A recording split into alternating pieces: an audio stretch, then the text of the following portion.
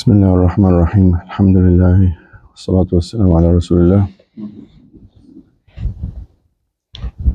من سورة القصص Allah subhanahu wa ta'ala says أعوذ بالله من الشيطان الرجيم فإن لم يستجيبوا لك فاعلم أنما يتبعون أهواءهم ومن أضل ممن اتبع هواه بغير هدى من الله إن الله لا يهدي القوم الظالمين.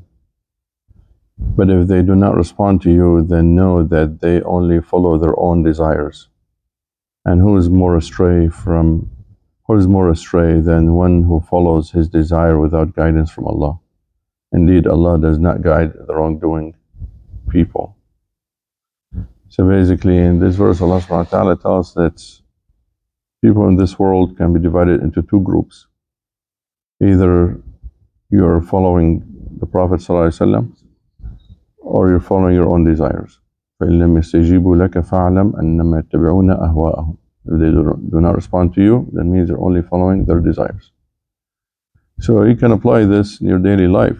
You're either following the Prophet or you're following your own desires. There's no other option.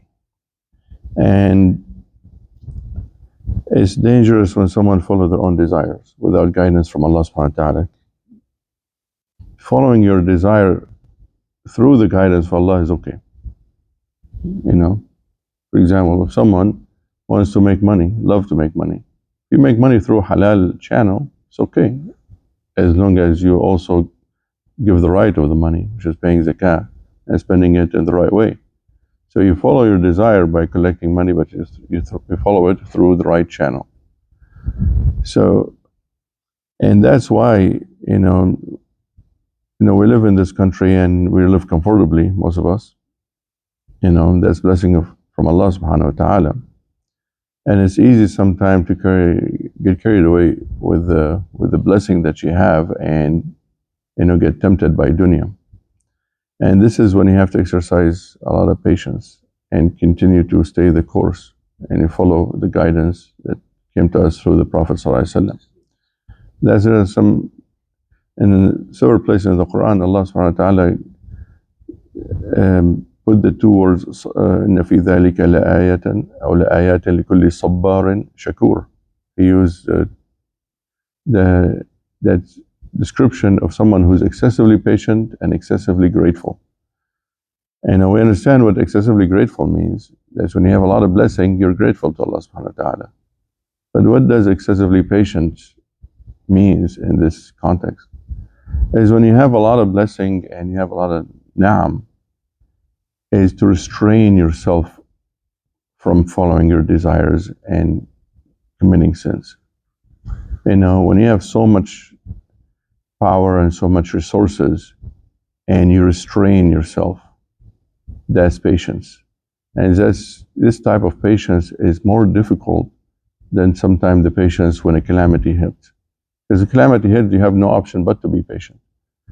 But when you have so much blessing and so much, you're living comfortably, sometimes it's easy to transgress, and get carried away and get tempted by dunya. That's one of the description that Allah subhanahu wa ta'ala described Prophet Yahya. He described him as Sayyidan wa Hasuran wa Nabiyyan min as-Salihin. Describe him as Sayyid, means a master, means nobody can pressure him, he owns his decision making. So he's Sayyid, a master, and he's capable. But at the same time, he described him as Hasuran, means he limits himself to the guidance from Allah subhanahu wa ta'ala. He does not transgress.